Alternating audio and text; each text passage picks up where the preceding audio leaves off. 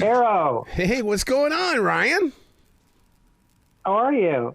I'm doing fantastic. Before we even get started, how's Toto? Oh, she's good. She's good. Oh, wait, are you? Oh, you're on Zoom? Yeah. Here, wait. She's in my. I'm gonna turn it on. She's sitting in my lap right now. I'm actually recovering from COVID. She's right no. Here. She Oh, is. I know. look at Toto. Ryan, is Toto and Jazzy friends? Well, spiritually, I think they're friends because didn't we get them both, Ryan, about the same time? Yes, during the pandemic. Really? Yeah, it was absolutely, yeah. Oh, my God. And actually, that's funny. That's when I got Zoe. We got, so all three of them. That's so funny. Yeah, because I mean, it was the time. Honestly, it was necessary. It was, and I'll tell you what. One of these days, you and I need to sit down and go over every one of the conversations that we had during that entire lockdown because you and I got really deep. I mean, oh my God, the conversations we had. It's true. It's true. I mean, we were being philosophical about what was happening in the industry and the rest of it, and of course, and we didn't even get to chat during last year and the whole, what were they the strikes. Yeah. But no, that we certainly had a lot to chat about during the pandemic. Yeah. Well, let's talk about this because I mean I'm sure others will not bring this up, but I mean, is this the first time that a Godzilla movie won an Oscar? I don't know if it's the first time, but it was certainly unexpected because Godzilla Minus One was sort of not just the underdog of the evening, but it was really kind of that word of mouth, like, oh, the nerds of the world coming out and saying, oh my God, did you see that movie?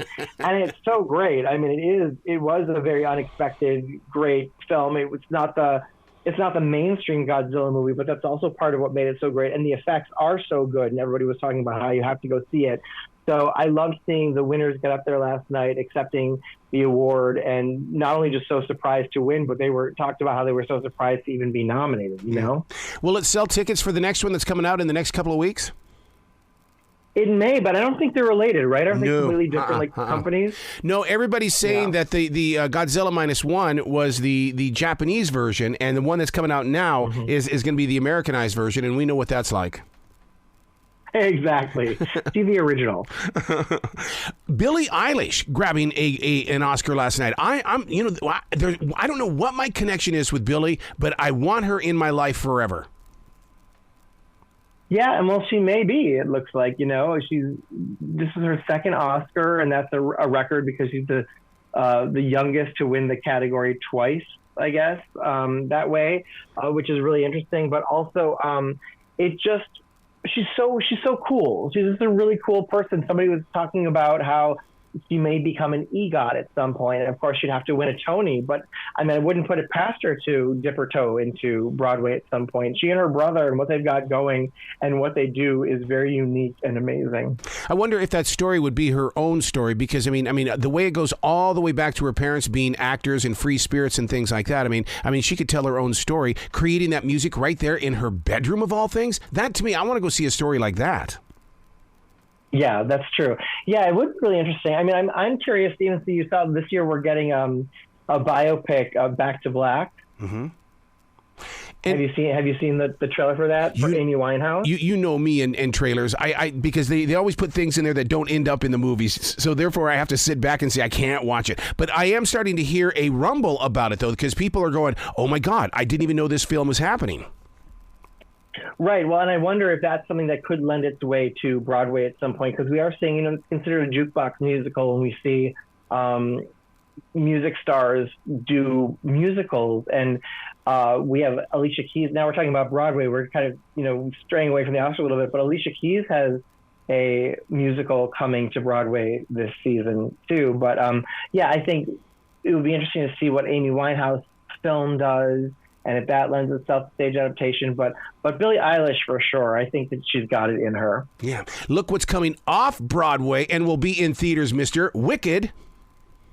I know. Okay. So wait. So now, that was my favorite moment, as you know, of the show last night, because seeing co-presenters Cynthia Erivo and Ariana Grande come out, and not only did they walk out to music, for good from Wicked, which is, the big duet they'll sing in part 2. We're not going to get to even hear what they sound like singing that song until Thanksgiving 2025. But later this year at Thanksgiving time, we get Wicked Part 1, and seeing Cynthia in green and Ariana in pink, of course, evocative of their roles as the Wicked Witch of the West and Glinda the Good Witch, and shouting out Wicked and also Over the Rainbow. I was freaking out in that moment.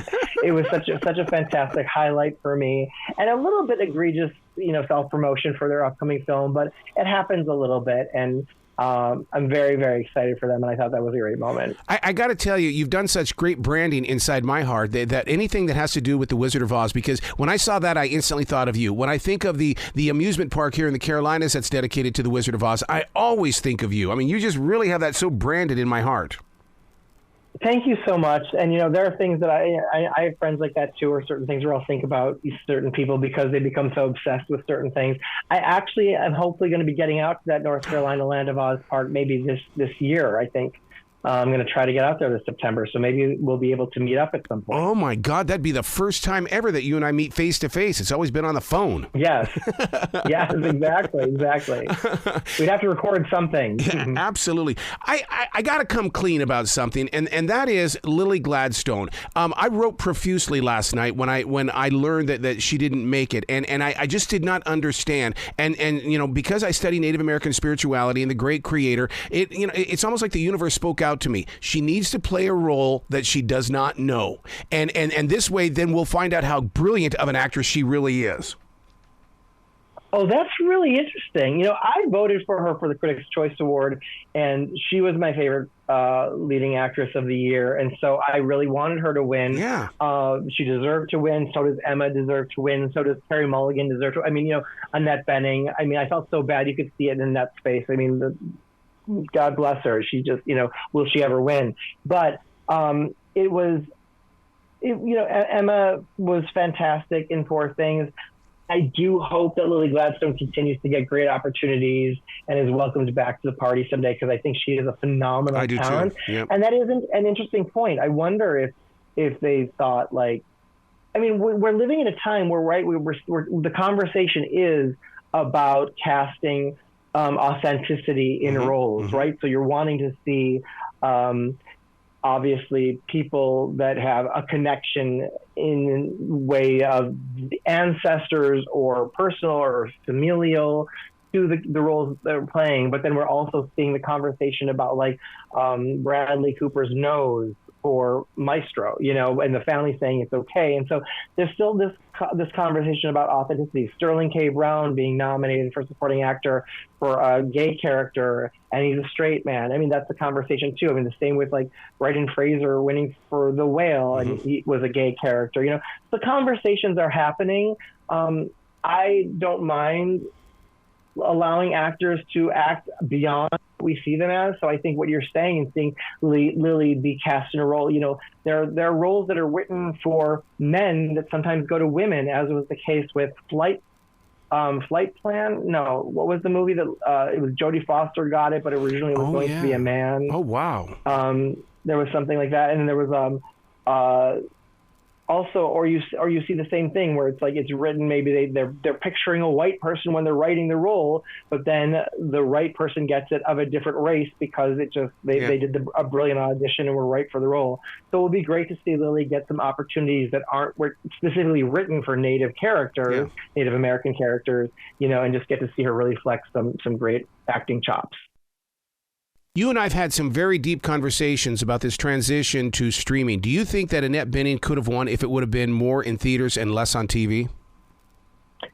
I don't know, because that's a really good question, because since Coda won for Apple TV Plus, and then, we're seeing Maestro, the push on Netflix and the rest of it, I don't know that distribution, and it's not about, box office necessarily. It's not about being mainstream or being popular or being seen by the movie-going audience. It's about the Academy voters, right?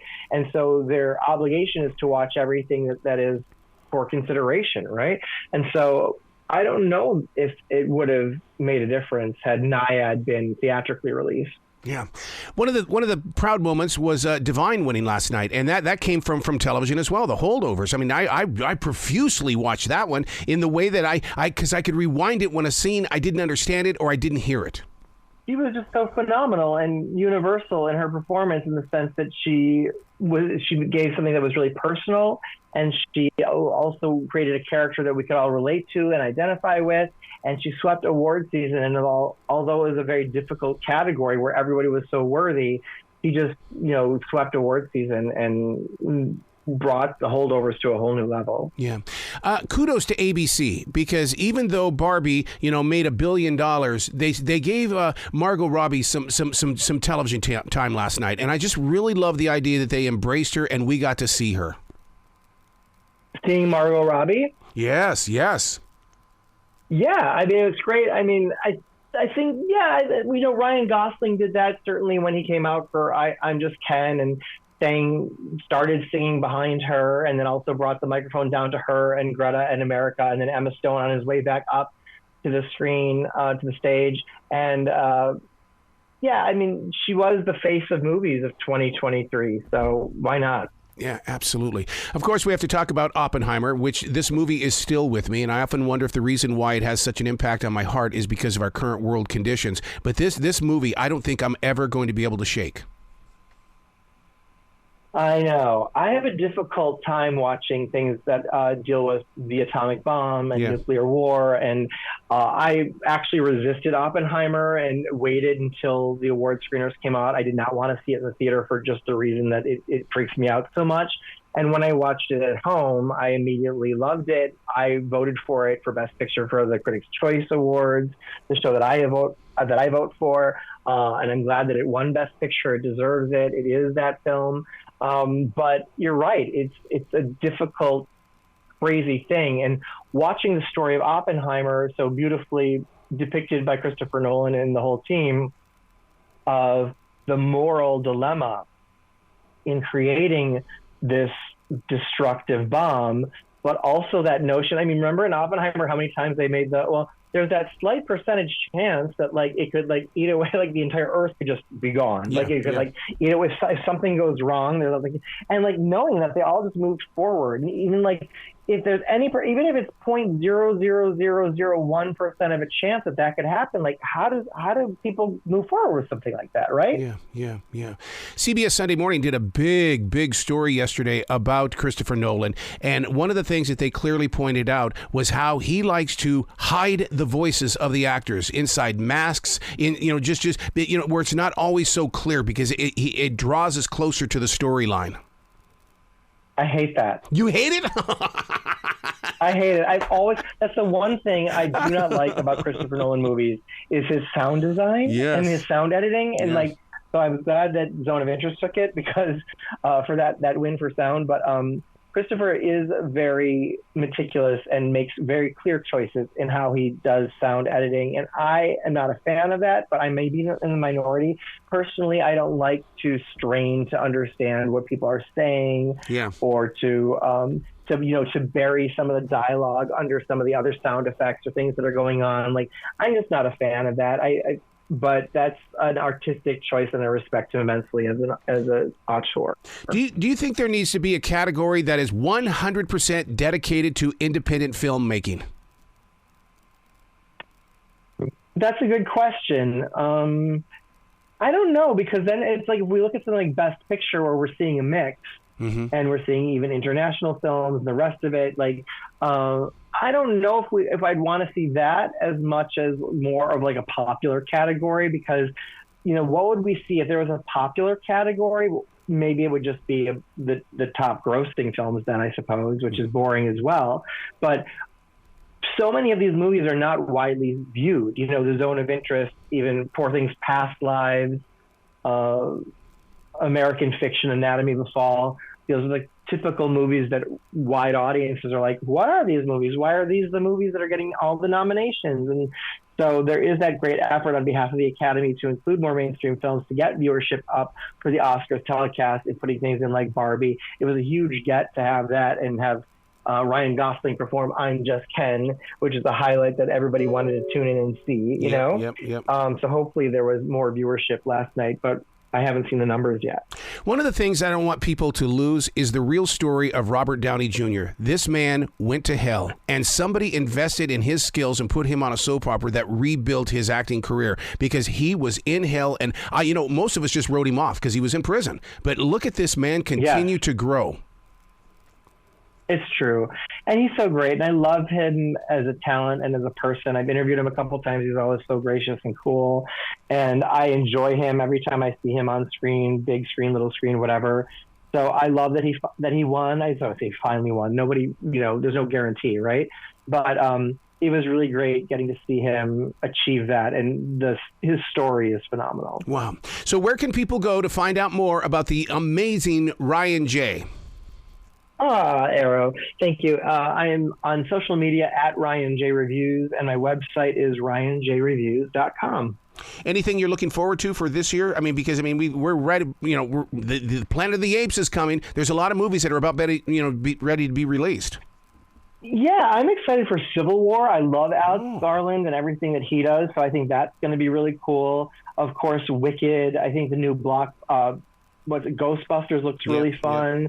I'm excited for Inside Out too. I just think this year is going to be a really great year for movies. For my 2023 list, I struggled coming up with my top 10 favorite movies. Yeah. Whereas I didn't for TV because TV is so good always. And there's more good TV than there is more good film. But I feel like in 2025, January, I'm going to be struggling to come up with my top 10 favorite movies because this is going to be a great year for film. Well, the door's always open for you to come back anytime, dude. Thank you so much, Arrow. Well, you be brilliant today, man. You too. It was great chatting with you as always. Absolutely, Guy. Thank you so much. Thank you.